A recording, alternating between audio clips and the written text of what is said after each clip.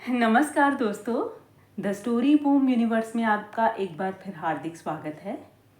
यह सिर्फ एक कहानी नहीं, यह आपकी कल्पना की दुनिया है।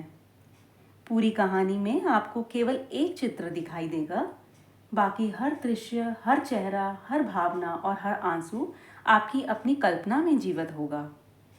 क्योंकि सबसे गहरी कहानियाँ आंखों से नहीं, दिल और कल्पना से देखी जाती हैं। अगर आपने पिछले भाग नहीं देखे हैं तो उन्हें पहले अवश्य देखिए, क्योंकि आज वह पल आने वाला है जिसका इंतज़ार केवल आरव ने नहीं बल्कि हम सब ने किया है। अगर आपको ऐसी रहस्यमयी और भावनात्मक कहानियाँ पसंद हैं तो वीडियो को लाइक कीजिए, द स्टोरी बूम यूनिवर्स को सब्सक्राइब कीजिए और इस कहानी को अपने परिवार और दोस्तों के साथ ज़रूर साझा कीजिए। पिछले भाग में आपने जाना रहस्यमयी व्यक्ति कबीर आरव को एक वीडियो देता है जिसमें रोहन पहली बार अपने दिल की बात कहता है और फिर वह आरव को एक पुराने घर का पता देता है जहां शायद 15 साल का इंतज़ार खत्म होने वाला है। क्या सचमुच आज दो भाई मिलेंगे? आइए कहानी आगे बढ़ाते हैं। आरव कबीर के बताए रास्ते पर आगे बढ़ रहा था। शहर पीछे छूट चुका था। ऊंची इमारतें, शोर और वह जिंदगी जिसमें उसने 15 साल बिताए थे। अब सामने था एक छोटा सा पुराना घर, लकड़ी का दरवाज़ा, सफ़ेद दीवारें और बाहर एक लाल पतंग का पेड़ पर अटका हुआ टुकड़ा। आरव गाड़ी से उतरा। उसके कदम भारी थे। 15 साल उसने इस पल की कल्पना की थी।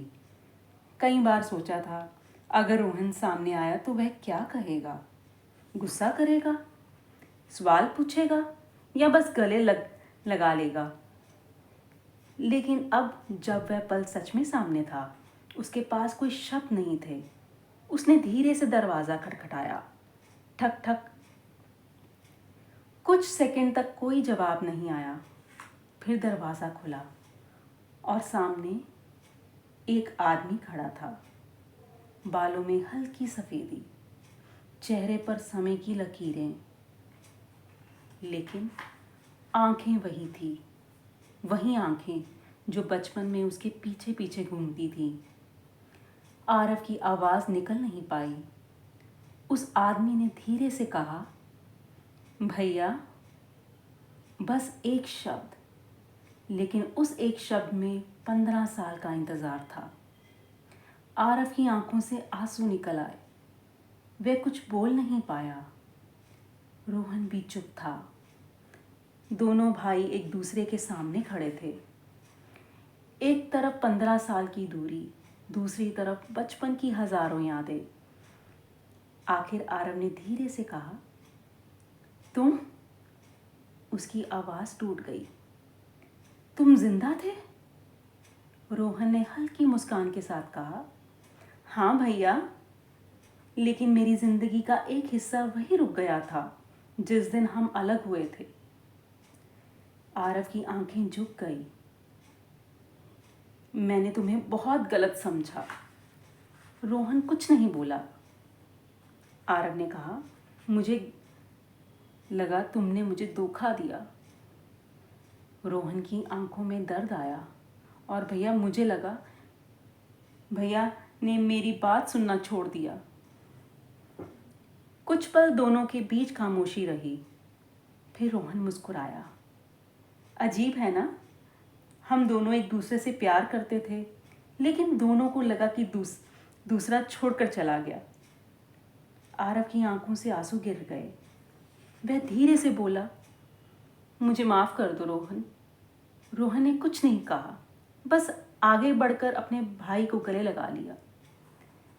15 साल बाद दो भाइयों के बीच की दूरी खत्म हुई, लेकिन कहानी अभी खत्म नहीं हुई थी, क्योंकि आरव के मन में अभी भी एक सवाल था। वह पीछे हटा। रोहन, अगर तुम निर्दोष थे तो तुम वापस क्यों नहीं आए? रोहन की मुस्कान धीरे धीरे गायब हो गई। उसने खिड़की के बाहर देखा। क्योंकि मैं वापस आता तो सिर्फ अपना सच नहीं लाता, मैं एक ऐसा सच लाता जो पूरे परिवार को तोड़ देता। आरव चौंक गया। क्या मतलब? रोहन अंदर गया और एक पुरानी डायरी लेकर आया। उसने डायरी आरव के हाथ में दी। भैया, आपने कंपनी वाली बात देखी, लेकिन असली कहानी उससे भी पुरानी है। आरव ने डायरी खोली। पहले पन्ने पर लिखा था, पापा का अधूरा सच। आरव हैरान रह गया। पापा? रोहन ने धीरे से कहा। हाँ, क्योंकि विक्रम ने सिर्फ कंपनी को नुकसान नहीं पहुंचाया था, उसने हमारे परिवार की एक पुरानी कमजोरी का फायदा उठाया था। आरव ने पूछा, कौन सी कमजोरी? रोहन ने उसकी आंखों में देखा। भरोसा। हमने कभी सोचा ही नहीं कि जिसे हम परिवार मानते हैं वही सबसे बड़ा राज छुपा सकता है। आरव ने डायरी खोली।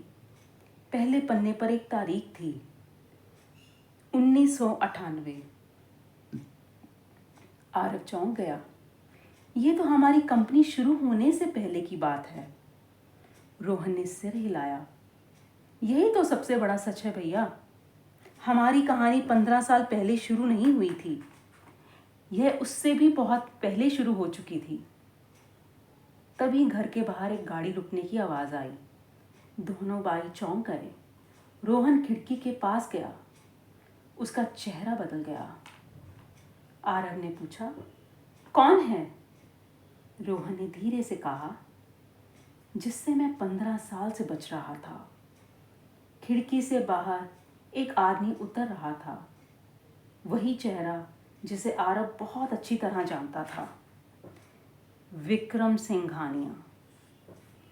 विक्रम घर की तरफ बढ़ रहा था और उसके हाथ में था एक पुराना लिफाफा जिस पर लिखा था, आरव के लिए। तो दोस्तों, आज की कहानी का ये हिस्सा यही समाप्त होता है। आज की पंक्ति इस प्रकार है, कभी कभी किसी अपने को खोने का दर्द कम नहीं होता, लेकिन उसे समझ लेने का मौका जिंदगी का सबसे बड़ा उपहार होता है। दोस्तों, आज 15 वर्षों की दूरी एक गले मिलने से मिट गई, लेकिन हर कहानी का सबसे कठिन हिस्सा मिलना नहीं होता। सबसे कठिन होता है सच का सामना करना। रोहन ने तो अपने भाई को माफ़ कर दिया, लेकिन अब वह डायरी जिस पर लिखा है पापा का अधूरा सच, पूरे परिवार की नींव हिलाने वाली है। और जिस इंसान से रोहन 15 साल भागता रहा, वह अब उसी घर के बाहर खड़ा है, विक्रम सिंघानिया। उसके हाथ में एक पुराना लिफाफा है जो शायद सालों से छिपे सबसे बड़े सच का दरवाज़ा खोलने वाला है। अगर यह भावनात्मक मिलन आपके दिल को छू गया हो तो वीडियो को लाइक करें, द स्टोरी बूम यूनिवर्स को सब्सक्राइब करें और इस कहानी को ज़्यादा से ज़्यादा लोगों तक पहुंचाएं। अगले भाग में आप जानेंगे, विक्रम खुद आरव के सामने आएगा, लेकिन क्या वह अपने अपराध स्वीकार करेगा या एक ऐसा सच बताएगा जो आज तक किसी ने सोचा भी नहीं? क्या पापा ने भी कोई राज छिपाया था? जानिए अगले भाग में। और हाँ, याद रखिए, कमरा नंबर 108 का दरवाज़ा हर किसी के लिए नहीं खुलता, लेकिन जिस दिन खुलता है, इंसान वही नहीं रहता जो अंदर गया था। और शायद अगला मेहमान आप भी हो सकते हैं। नमस्कार।